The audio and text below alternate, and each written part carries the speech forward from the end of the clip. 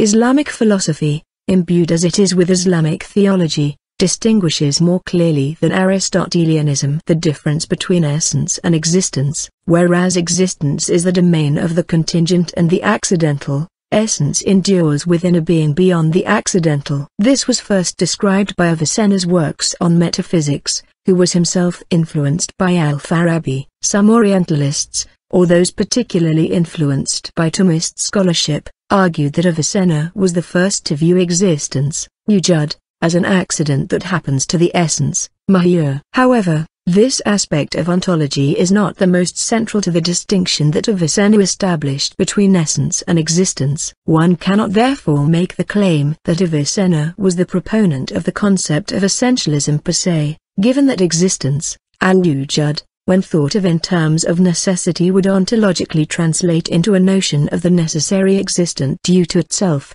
wajib al-wujud bidatihi, which is without description or definition, and particularly without quiddity or essence, la mahiyya lahu. Consequently, Avicenna's ontology is existentialist when accounting for being qua-existence in terms of necessity, wujub, while it is essentialist in terms of thinking about being qua-existence, wujud, in terms of contingency qua-possibility, imkan, or mumkin al-wujud, contingent being. Some argue that Avicenna anticipated Friedrich Bertrand Russell in holding that existence is an accident of accidents, and also anticipated Alexius Menon's view about non-existent objects.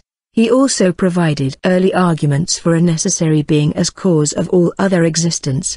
The idea of essence precedes existence is a concept which dates back to Avicenna and his school of Avicennism, as well as Shihab al-Din Suhrawardi and his Illuminationist philosophy. The opposite idea of existence precedes essence was thus developed in the works of Averroes and the Mullah Sadra's transcendent theosophy. More careful approaches are needed in terms of thinking about philosophers and theologians in Islam in terms of phenomenological methods of investigation in ontology, or ontotheology, or by way of comparisons that are made with Heidegger's thought and his critique of the history of metaphysics.